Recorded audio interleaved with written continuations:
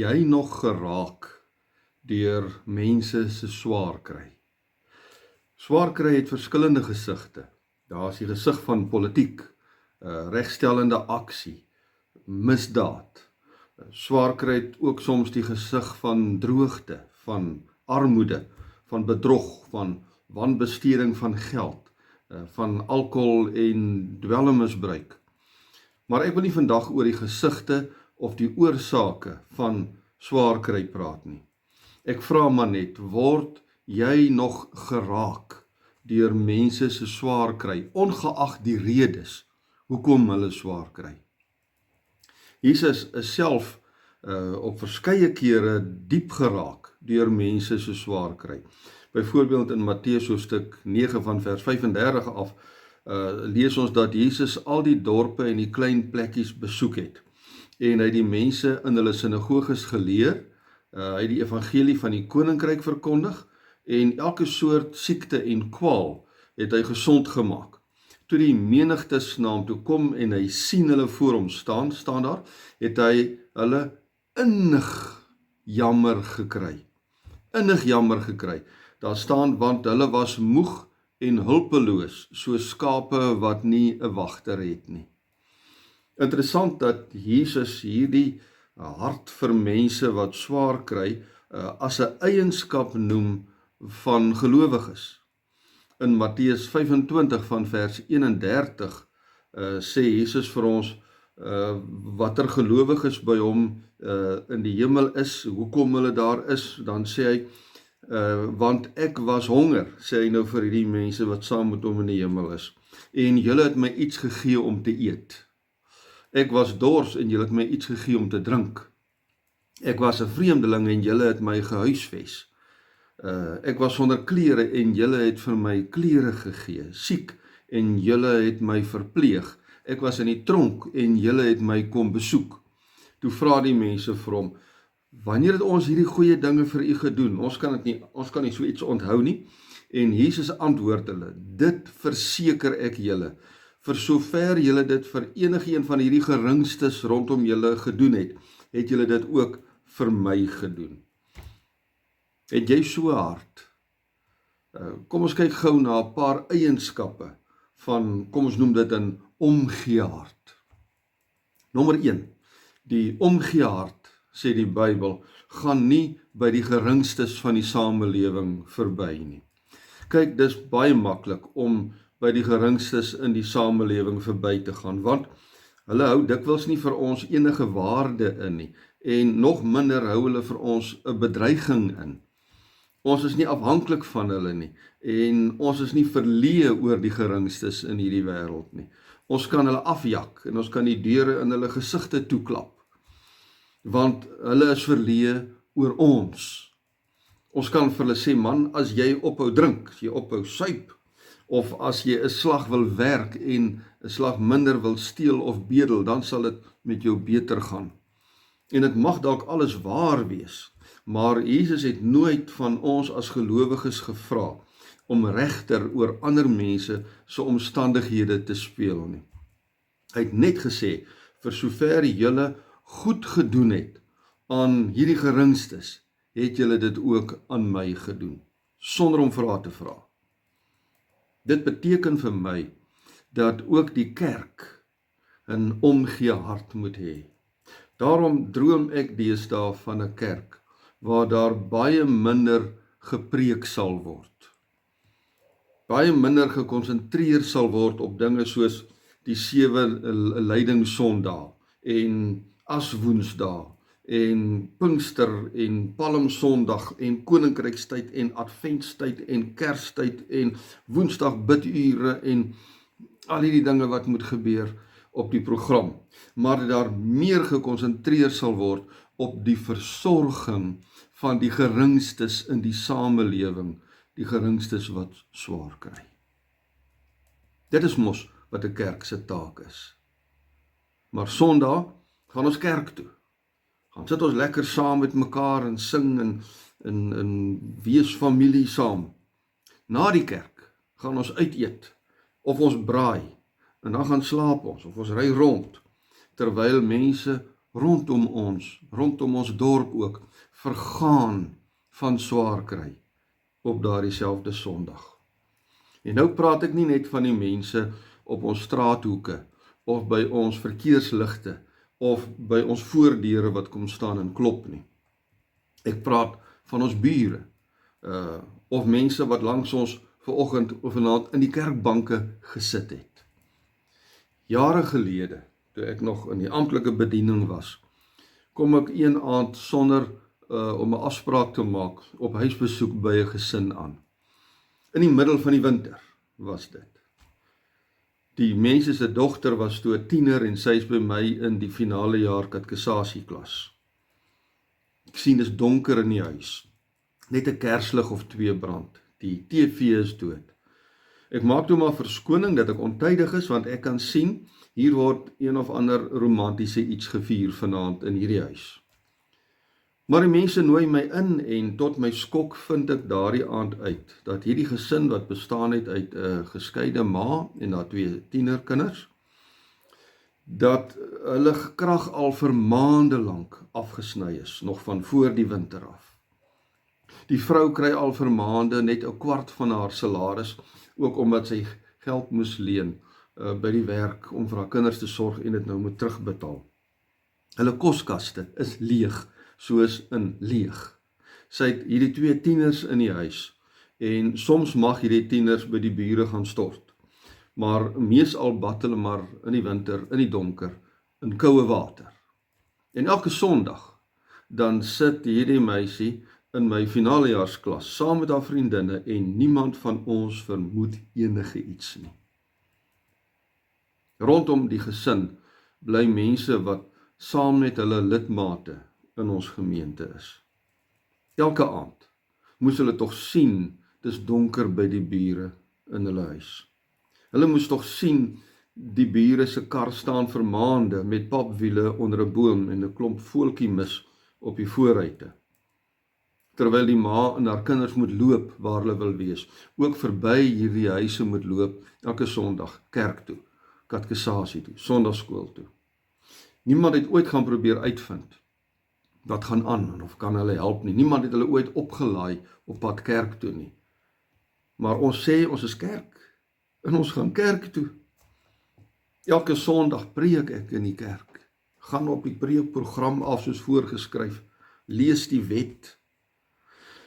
En hier sit hierdie ma en haar 2 tieners getrou onder my oë en hulle glimlag baie mooi en vriendelik vir my.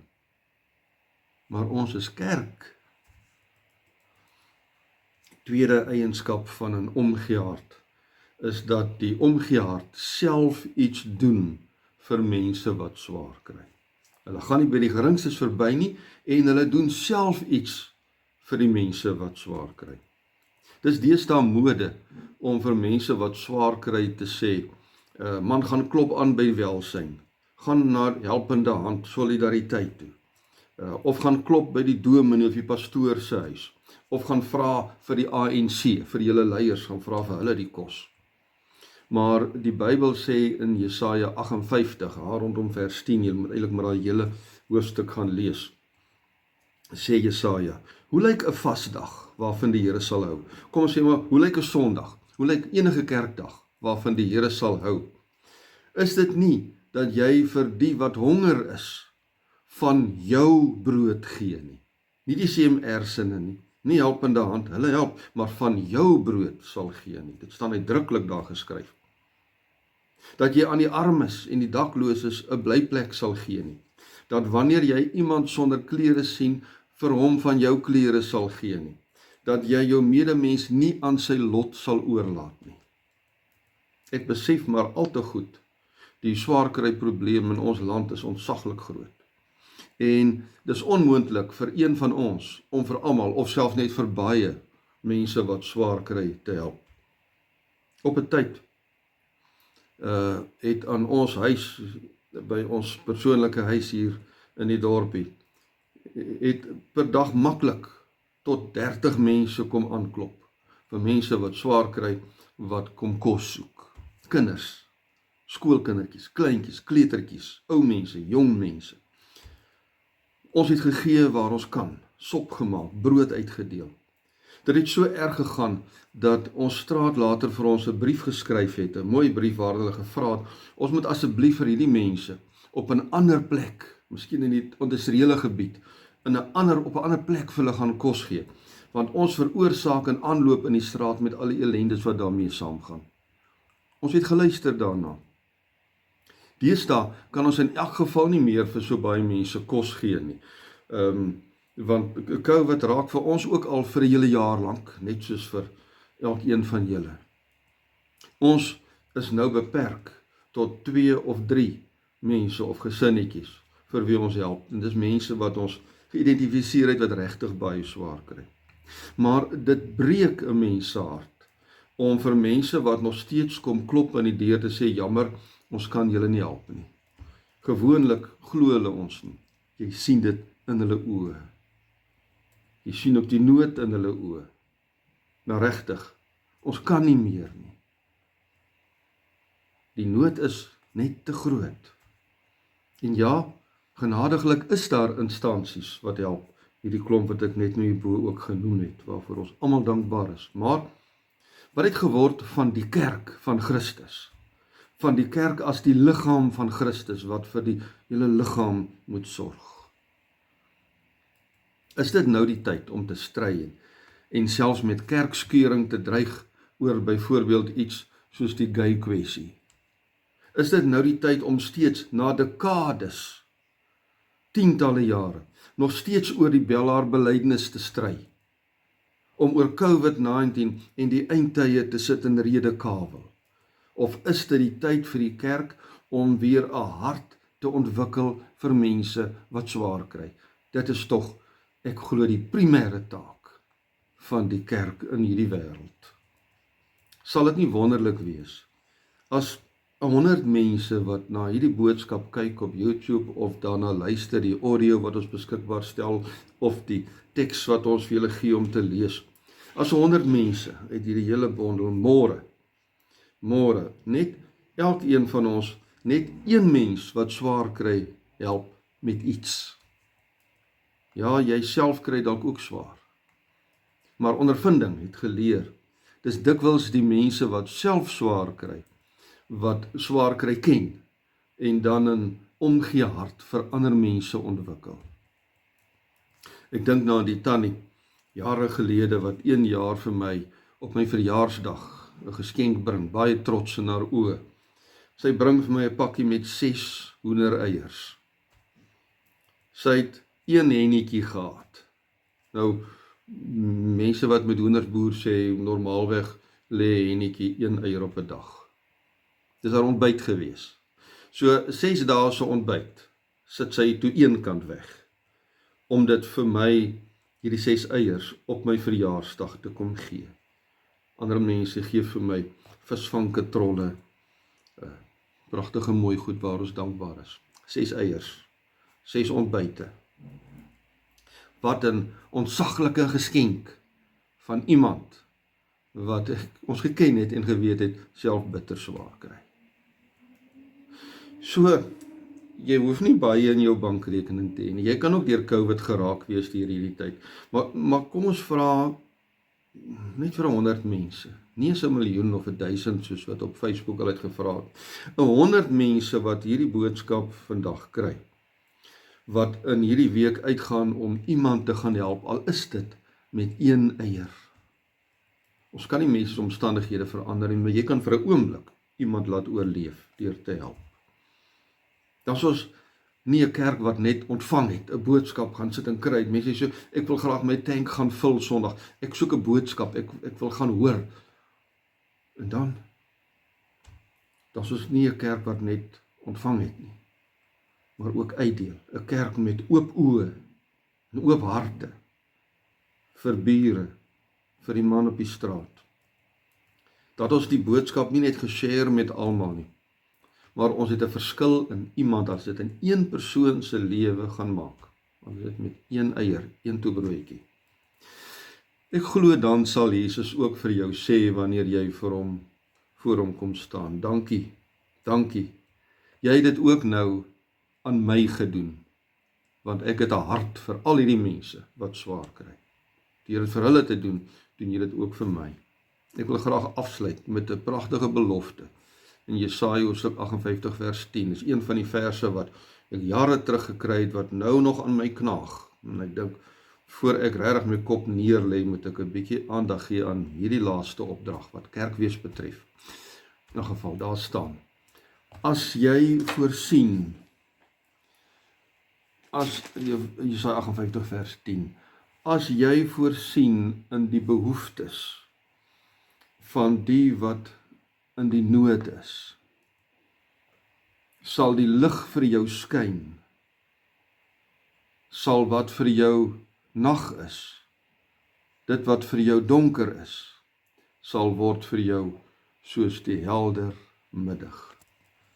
As jy voorsien in die behoeftes van die wat in nood is, veral die geringstes rondom jou, wat geen bedingings mag in hierdie wêreld meer het nie.